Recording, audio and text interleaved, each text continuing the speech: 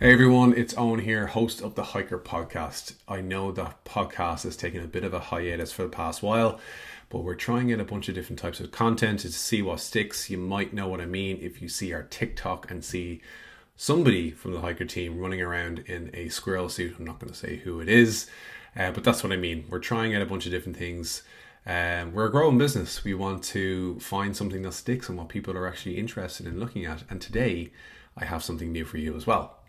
So trail running has taken a bit more of a center stage position in the last few years, and in particular, ultra running. Now, while this channel is mostly about hiking and navigation, trail runners and ultra runners share so much in common with hikers, and the topics that we talk about here on this channel are hugely relevant to all trail users. A couple of weeks ago, I caught up with Irish trail runner and ultra running star Paddy O'Leary. Now, Paddy took to trail running and ultra running at a later stage in life. He did play sports as a young man. He played GAA, soccer, lacrosse. But when he did take to trail running, he quickly shot up the ranks and even represented his country on the world stage in various different trail running events. Now, while he found his trail legs in San Francisco, where he currently works and lives, the draw back to the rolling hills of Wicklow and Ireland reeled him back in 2019 to attempt to break the record on the Wicklow Round, which is a gruelling 115 kilometre navigation challenge where those that are attempting must climb 26 of the highest peaks in Wicklow National Park in under 24 hours. You should definitely go and check out the documentary on YouTube. It's called Coming Home. I'll stick a link in the show notes. I won't spoil any of the details, whether he did it or didn't, as it's definitely worth the 25 minutes of viewing time. But I will say there is a twist. So definitely go and check that out. In our conversation, we spoke about growing up in Ireland and leaving the country only to realise the abundance of nature and outdoor access that we have here at our doorstep. We also speak about how building navigation skills can have a dramatic effect on our confidence in the outdoors, something we here hope we can guide you to while using Hiker. So whether you're interested in taking on a monster challenge like the Wicklow Round or simply want to improve your skills, follow along our channel as we will be creating more content to help you gain this confidence in the outdoors. So without further ado, here's my conversation with trail running and ultra running star Paddy O'Leary. So Paddy, do you want to introduce yourself? So my name is Paddy O'Leary. I'm a mountain runner from Wexford originally, Wexford, Ireland, but living in San Francisco. I work as a biologist over there. And I compete in the international circuit for trail and ultra running and mountain running. Run for the North Face and for Hydropack. And I've competed for the Irish mountain running and ultra running team for a number of years as well. Okay. So what got you into mountain running in the first place? Did you have a background in running originally, and how did you find yourself in the trails? So my dad was big into running growing up. He did cross country when he was growing up, and we all did it as part of Bree Athletic Club back when we were in like kind of early teens. Mm-hmm. It was never my first sport. Hurling, football, that all came first. Okay. And it was pretty bad at them as well, but I preferred playing them. So I did a little bit of running, but not too much. Yeah. Get into my late teens, went to college and actually took up lacrosse. That was my sport at UCD and for the Irish team as well for a number of years, for like 8 years.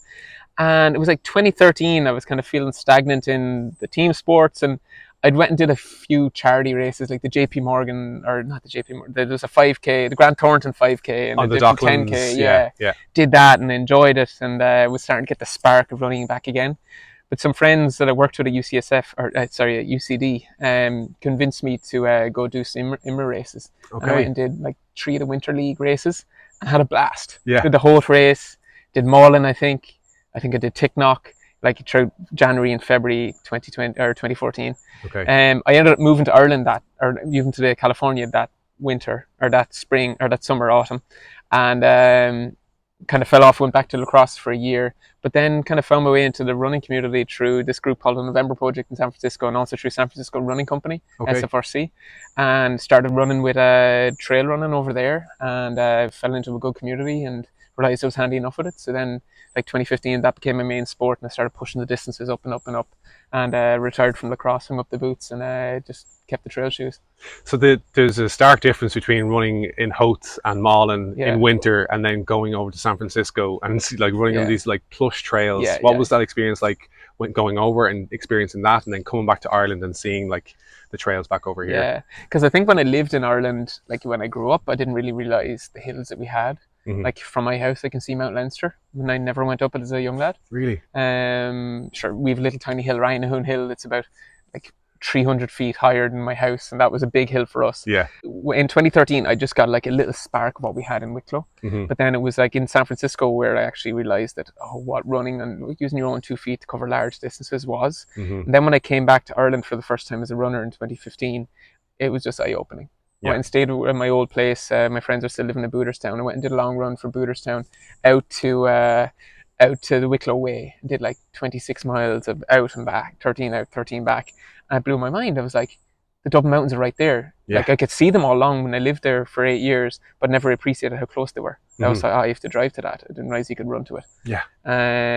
So that kind of set the spark of like, in my mind of using my own 2 feet to explore as much as I could. And then every time I go to a city, that's how I explore a new area. But then every time I come back to Ireland, I'm like, it gets my love for the trails and mountains here gets stronger and stronger. It's so funny that, you know, Ireland's such a small country and we pack a punch when it comes to the outdoors.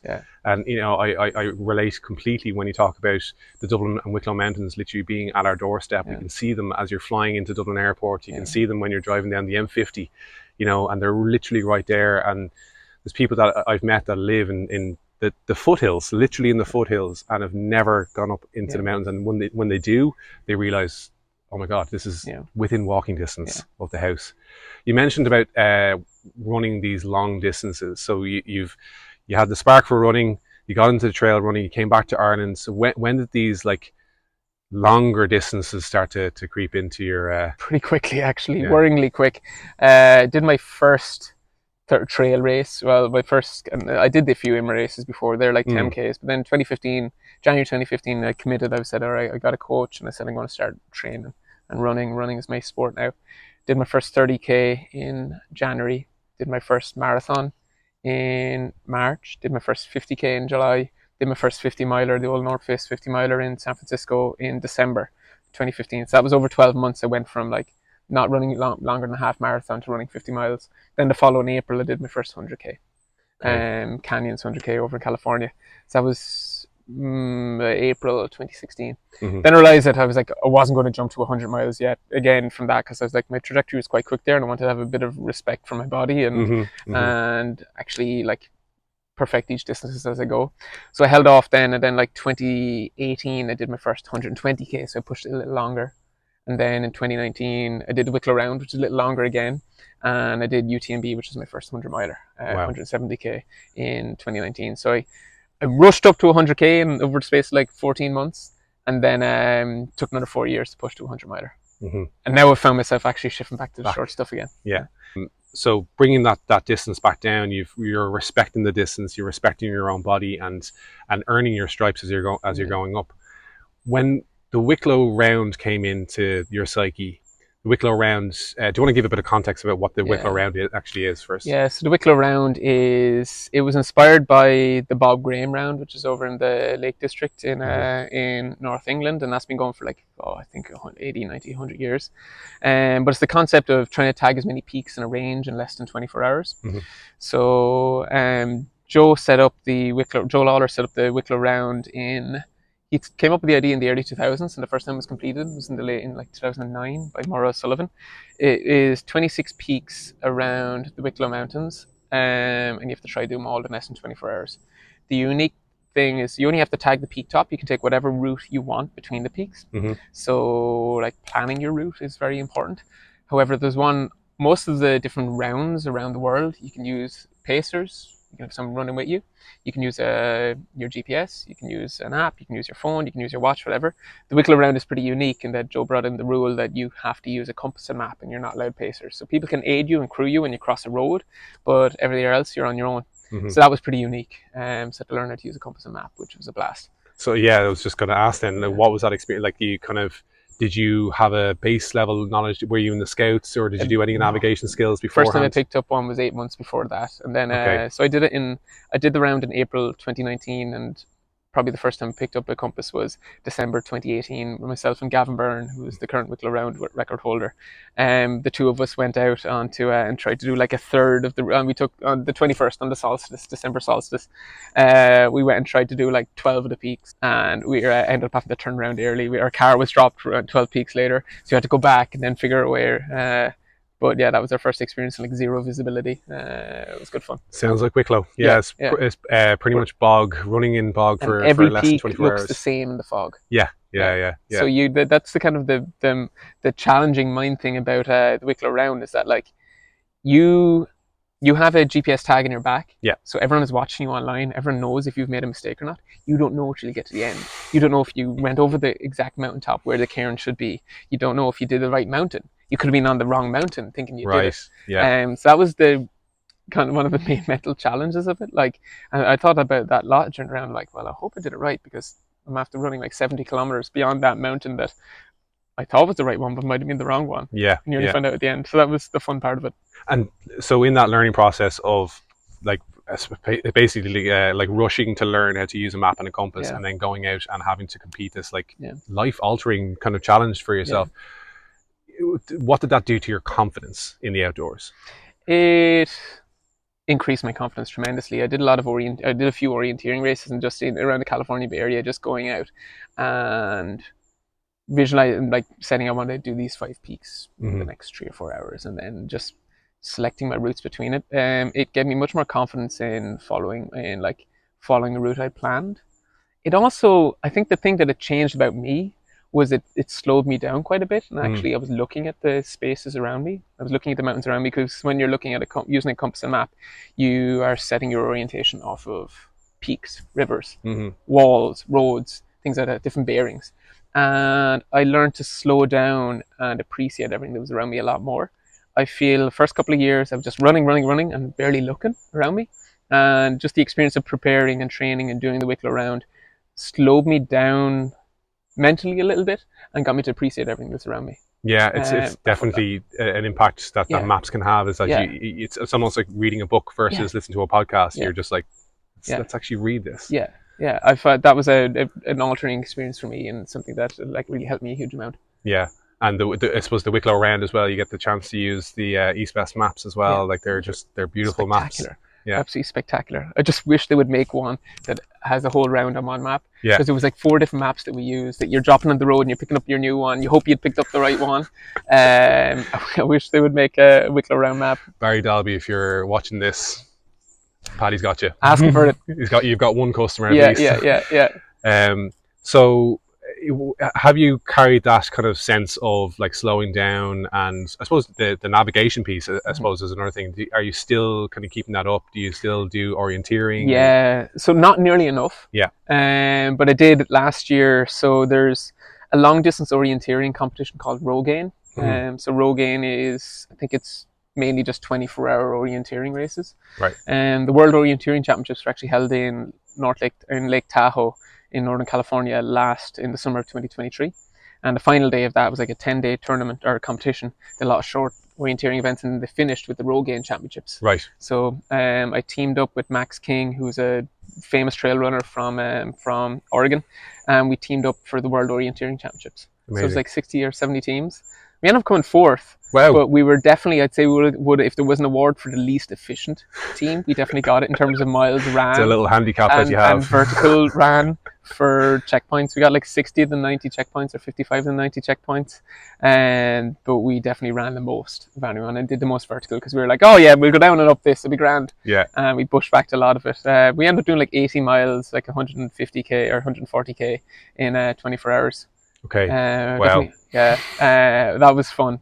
I've been on to like Rory Long. I don't know if you listen to a good friend of Matt's, is a very good orienteer, and I think, Rory, we need to team up for the World Road Game Championship sometime. If you're listening to this, I've asked him before, and he couldn't afford the trip over to California last year. But if it's in Europe sometime, we should do it. Yeah. If anyone watching this wants to donate €1 towards Rory's trip, please do. Sponsorship. So you're currently sponsored by North Face and by Hydropack as well. When did that come in, and how did that kind of change your? Did it change your approach to running and athletics and competing? Yeah, it changed my approach to the sport drastically. I was able to travel. I was fortunate in late 2016, early 2017. I started working with the North Face. The group that got me into running was this free fitness group called the November Project. It's in loads of cities across the US. That got me into running in like late 2013, early 2014, before I got into trail running per se. North Face started sponsoring that in 2015, and I was leading the group in San Francisco, so training a lot of people, getting them outdoors, working out in the city. And because I was having some success in trail running, but also because I was leading this community that the North Face was supporting, it made sense for them to bring me on board kind of as a community leader, but also as a trail runner. And then, so I joined them in 2017, and then I went that year and I raced Transvolcania in La Palma, and the trip was paid for, and I raced CCC that summer. The trip was paid for, so it just gave me the resources and the ability to travel. I worked in academia at the time, make very little money, so like I wasn't able to afford to do these trips on my own accord. So it gave me the opportunity to do all these races. And then over the last 7 years, I got to race all over the world. Like in 2019, I raced on 5 different continents. Wow. Which was mad. So I'm very fortunate to have this support, but also with the gear on top of that, it was transformative. Yeah. I like, especially working with brands like the North Face or Hydropack. They work with athletes from multiple different sports as well. Yeah. So that's been a super fun experience. So like we have team gatherings where it's the climbers, the snowboarders, the skiers, the mountaineers, the runners. Yeah. And that's always a really fun experience. And then we might go do mountain biking or something unique or something different that we're all not great at. Yeah. So it's really fun. Have you ever come across Alex Honnold or any of the big wall climbers? Yeah. So Alex and Jimmy and Renan and all the land. Conrad Anker was their was their team captain for several years, until Hilary Nelson took over several years ago, but then she passed away 2 years ago. But Conrad is still kind of one of our team leaders. Amazing. Yeah, and Honnold and Jimmy and all them, we see them at the summit every year. He's actually getting into ultra running now. Jimmy is? No, Alex. Oh, I saw he did he's done a couple of 50Ks, and then him and Caldwell did this big link up. Of routes, of peaks around the Vegas area. Well, I can't remember what he called it. It was like it was an anagram of what the whole thing was, but basically it was like 24 peaks across, and it was a skyline. And he had to run 20K between each peak, something crazy like that. So we've definitely been in his ear a lot more to do more trail races. Actually, I think Tommy Caldwell went and did Lavaredo, one of the short races at Lavaredo, and I think Alex might have this summer. I remember seeing something on Instagram that they were going to go do that. Caldwell is a La Sportiva athlete, and they were sponsoring Lavaredo. So I think I have a funny feeling they might have done like the 50K at Lavaredo. Interesting. Might see Alex Honnold and Tommy Caldwell coming to Ireland doing the Wicklow Round one of these days. I don't know how good their compass and map is. So what do you see with, I suppose, Irish trail running at the moment? Like there's obviously outdoors in general has had this huge burst ever since COVID and ever since the pandemic, and more and more people are getting into the outdoors. Do you see that paying off in Irish trail running and our position on the world stage? Big time. Like just seeing the growth when I experienced it first 10 years ago, even when I lived in Ireland 11 plus years ago, you'd never see anyone running on the road. And now I come back, and I don't know, is it because I'm a runner now, I notice people running more, but I see people running on the roads a lot more now, which is cool, and on the trails and out hiking on the trails. Seeing like resources like IMRA, there's Mountain Running Association, like they have every Wednesday night during the summer, they've 200 plus people will sign up for a race and go out and do a race, and it's fascinating to see that. Now I think Ireland is always a little bit behind where it could have been in terms of high performance and in terms of competing at the international scale. However, in the last 2 or 3 years, there's been a lot of traction for that, about kind of them building and getting support from Irish Athletics to actually build a platform where they can actually send the strongest teams. That's still a work in progress, but it's made a huge amount. Like Robbie Williams and IMRA High Performers have made a huge amount of inroads in the last 2 or 3 years. You just look at the races now, like I went and jumped into the Ailing Abyss a few weeks ago, and show up the race. And there's Zach Hanna, who is the best short distance mountain runner in Ireland. And there was myself, there's Dara Finn, young up and coming lad who was leading the Leinster League. The three of us throwing down on a race up and down Joust, and that was really cool to see. Yeah. Because there is a lot of talent in Ireland. There is, yeah. I'd love to see that talent race, not even just World Championships, but race more international races, so they can compete against the best. Yeah. Because that's when you improve, by competing against the best. One challenge is resources and like people being able to afford to do this. Bigger sponsors like the North Face and bigger brands, they're less likely to come support people in Ireland because it's kind of such a small, maybe it's a small population. But now, as the people who are getting out on the trails, are getting out on the hills, getting out hiking, getting out running, grows, those brands are going to be more attracted towards supporting athletes in Ireland, based in Ireland, which is cool to see. Yeah. But I'd love to see just more support for the runners so they can go race more races beyond Ireland and compete against the best of the Europeans and even further beyond. Yeah. Like Zach's been the last 2 years, Zach has come over and he's been supported to come over and race sky races in California. He did Broken Arrow the last 2 years, and that was great to see. Two Irish lads throwing down like up in the mix at the top of America's fastest sky race. That was amazing to see. Yeah, and just running in general, like even if you look at the Olympics, like where we are at the moment, like you've Rashida, you've got the 4x4 relays, you've got, you know, all these amazing athletes that are now competing on the world stage and winning as well. So there is a pedigree that's actually coming out of Irish running. I think there could be more support from Irish, and I'm not based here, so I don't know the inner workings of it, but I think there isn't enough support coming from Athletics Ireland towards the mountain running, because you see how many people are out on the trails, you see how healthy it is and how positive it is for people. I think there hasn't been nearly enough recognition from Athletics Ireland for that. Zach, 2022 or was it 2021, came 5th in the World Championships. Wow. And barely recognition at all. Yeah. From them, so they need to step up and be a bit better with that. Maybe that trajectory is there. I'm not sure because I'm kind of a little further away. But it would be nice. It would be great to see more support from that, because it's such a worthwhile. Getting people out on the hills is such a worthwhile endeavor. Absolutely. And also getting more youth involved to it. It needs social media recognition from the governing body. It needs things like that to kind of help and support what IMRA is doing. Absolutely. So if there's one place or one race that you would love to do that you haven't ticked off your list yet? That's a great question. Where would it be? One race. Reeks Skyline in Ireland. Ah, okay. I haven't done that yet. You haven't done that. I missed it by 4 days this year when I came back on this trip. Robbie's race down that does 7 or 8 of Ireland's 10 biggest peaks in one horseshoe, and that's a race I've been wanting to do for years. In the earlier years, I was trying to promote getting internationals to come in to do that, and some year I'll get some people over to do it, because it's like the Coomlocker horseshoe, is that what it's called? Yeah. Is one of the most tremendous arêtes and link-ups in the world. I love it. Every time I go back there, it blows my mind. And the fact you get to do that in a race, like it's a 30k with like 2,500 meters of climbing, that packs a punch. That's a race, and I will be back to do it some year, Robbie. This year was challenging, and the last couple of years have been challenging, so that's the race I really want to do.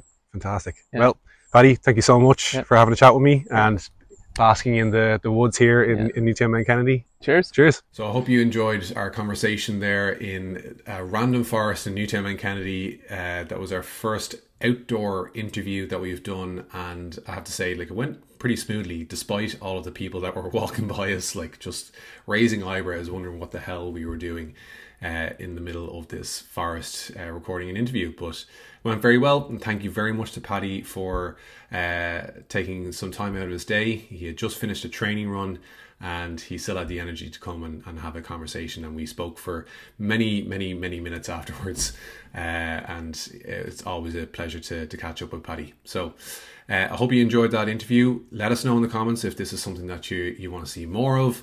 I very much enjoyed making this, editing it, and creating this type of content. So if you're interested in seeing more of this, more live interviews, let us know in the comments, and we'll see what we can do. So keep an eye out on the channel. As I said in the intro, we're going to be creating more content about navigation and building those skills to make you feel more confident in the outdoors. So click the subscribe button, and we'll see you next time. Happy trails.